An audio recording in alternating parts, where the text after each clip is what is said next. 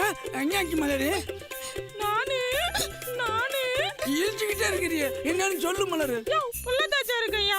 புள்ளச்சாச்சியா இருக்கியா? இதெல்லாம் காதும் வச்ச மாதிரி ரகசியமா பேசணும். ஆமா, எப்படி புள்ளத்தாச்சி ஆகன? பண்றத பண்ணிட்டு கேக்குற கேள்வியை பாரு. அப்படி நான் என்ன மலரு பண்ணிட்டேன்? அன்னைக்கு வாழைத்தோப்புக்குள்ள உள்ளே வெளியே விளையாட்டு ஆடினப்போ என்ன கட்டி பிடிச்சு பண்ணிய ஞாபகம் இருக்கா? வா மலரு, எனக்கு வெக்கமா வருது. நான் துக்கப்படுறேன், நீ வெக்கப்படுறியா? இப்போ என்ன பண்றது மலரு? என்ன கல்யாணம் கட்டிக்க, இல்லைன்னா நான் செத்து போயிடுவேன். தாலி சுமக்கிறதுக்கு முன்னாடி பிள்ளைய சுமந்துட்டான்னு கேலி பேசுவாங்க. அப்படிலாம் சொல்லாத மலரு. உன்னை வச்சா என்னை யாரு கல்யாணம் பண்ணிக்குவாங்க? இந்த கொல்லா கொய்ய மேலேயே ஆசைப்பட்ட கொய்யா பழத்து மேலே ஆசைப்படாமல் இருக்க முடியுமா? ஆனா என்னையா? எங்க அப்பா நினைச்சதான் எனக்கு பயமா இருக்கு. எப்படியாவது புனிதாவை எனக்கு கல்யாணம் பண்ணி வைக்கணும்னு வெறியா இருக்கான். அவளுக்கு தான் தோசம், மாங்கல்ய பாக்கியமே இல்லைன்னு சொல்றாங்களே. அதெல்லாம் பொய் மலரு. ஊரை ஏமாத்துக்காக எங்க அப்பா பண்ண சதி வேலை. அப்படியா? ஆமா மலரு. ஏன் அப்படி பண்ணாரு? நானு புனிதாவையும் கல்யாணம் பண்ணிக்கின்னு ஆசைப்பட்டேன். இருந்தாலும் உனக்கு ரொம்ப ஆசையா? எருமசாணிய மூஞ்சில் அப்பன மாதிரி இருக்க உனக்கு ஏன் இம்மா பெரிய ஆசை? நான் ஆசைப்பட்டு கேட்டனாலதான் எங்க அப்பன் புனித அப்பன் வீட்டுக்கே போய் புனித அப்பன் கிட்ட பொண்ணு கேட்டாரு. அதுதான் நடந்து. புனித அப்பனுக்கு வந்தது பாரு கோவம். என்னை அசிங்கமா திட்ட ஆரம்பிச்சிட்டாரு. என்ன திட்டினாரு? என்னைய போடா கடலை புண்ணக்கு, இவன் எந்த எருமை மாட்டுக்கு பிறந்தவன்னு தெரியலன்னு அசிங்கமா வாண்டியா கைவி ஊற்றிட்டாரு. சரியா தாயா திட்டிருக்காரு. ஓ மலரு, எனக்கு அவமானமா இருக்கு. அந்த ஆளு உன்னை ரொம்ப தாயா கேவலப்படுத்துறாரு.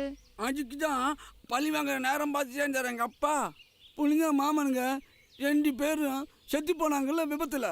அதுக்கு காரணம் புனிதா மேலே உள்ள தோஷம் தானு சொக்கலிங்க தாத்தா மூலியமா ஊரு பூரா போய் சொல்லி பரப்பிட்டாரு மலரு. உன் அப்பம் பண்ணது பெண் பாவையா? இப்படிப்பட்டவங்க வீட்டில் நான் எப்படியா குப்பை கொட்டுறது?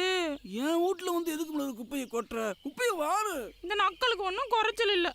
அப்புறம் சொல்லியா, நம்ம ஊரு சோசியரை கூட மிரட்டி புனிதாவுக்கு ஜோஷன்னு சொல்ல வச்சாரு. இது ரொம்ப ஓவரியா. ஒரு பொண்ணோட வாழ்க்கையில் விளையாடுறாரு உங்க அப்ப. அவருக்கு மனசாட்சி இல்லையா?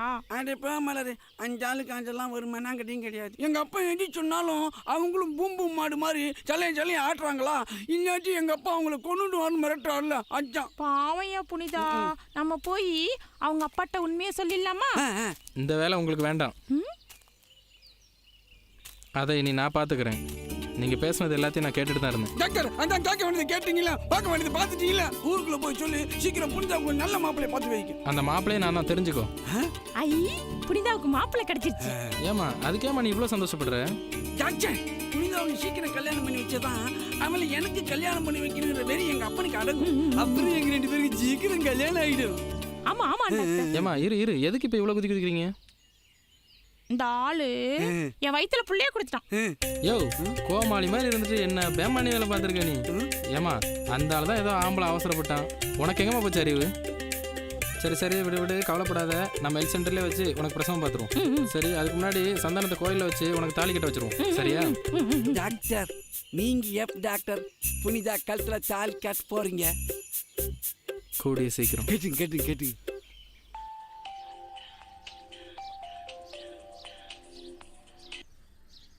ஹலோ சித்தார்த், சொல்லுப்பா. அப்பா, புனிதாவுக்கு தோஷமும் இல்லை, ஒன்றும் இல்லைப்பா. எல்லாமே இந்த ஜோசியக்காரரும் பெரியவரும் பண்ண சதி வேலைப்பா.